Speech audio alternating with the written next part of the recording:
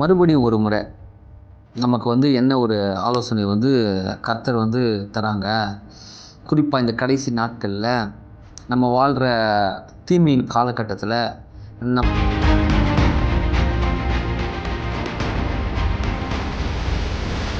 போதும் என்ற மனம், இது போதும் என்ற ஒரு மனம், அந்த மனசோட கூட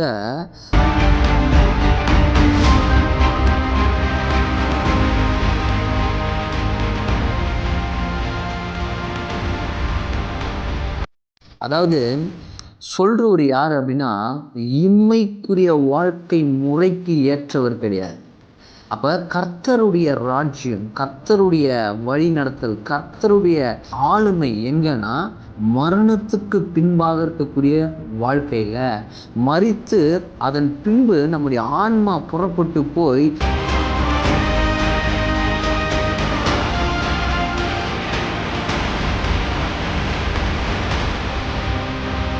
நம்ம ஒன்றுமே இந்த பூமியில் அல்லது இந்த உலகத்தில் எந்த எல்லையில் வாழ்கிறோமோ, நாம் இந்த தோன்றும் பொழுது, நாம் பிறக்கும் பொழுது நம்ம கையில் எதுவுமே கொண்டு வரல. ஒருவேளை மரிக்கிற சூழ்நிலை ஏற்பட்டால்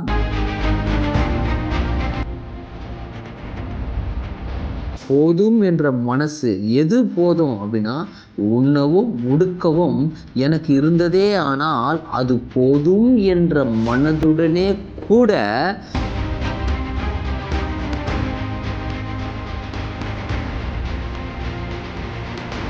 இந்த போதும் என்பது இந்த பூமியில உண்மையில வாழக்கூடியதற்கு போதும் என்ற மனநிலை. ஆனா தெய்வ பக்தி என்பது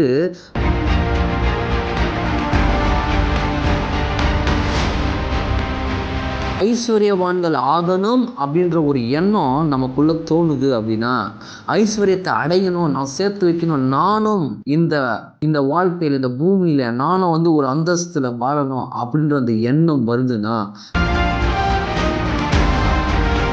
இது மற்றவர்களுக்கு பொருந்தலாம், உலக பிரகாரமாக வாழ்கிறவங்களுக்கு பொருந்தலாம், கர்த்தருடைய வார்த்தையை அறியாதவங்க ஒரு வேளை அந்த வழியில் போயிட்டு இருக்கலாம்.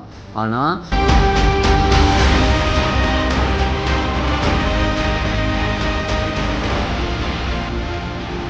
இந்த வார்த்தை பெற்றுக்கொண்டிருக்கிற நாம் அந்த வார்த்தையின்படி நம்முடைய வாழ்க்கையை வாழாத பட்சத்தில்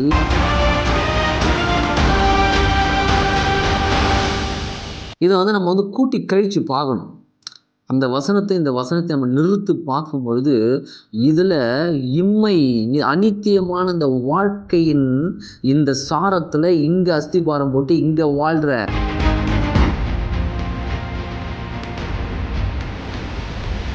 முதலாவது பராபருடைய ராஜ்யத்தையும் அவருடைய நீதியையும் தேடணுமா.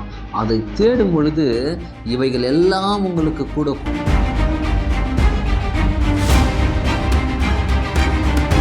வசனத்தை அறிந்திருந்தும் வாழ்க்கை முறை என்பது உலகளாவிய உலக பிரகாரமான பூமியின் தன்மைக்குரிய சாயலை நம்ம வாழ்ந்துட்டு இருக்கிறோமான்றத நம்ம சிந்தித்து நிதானித்து பார்க்கும்படியாய் மறுபடியும் ஒரு முறை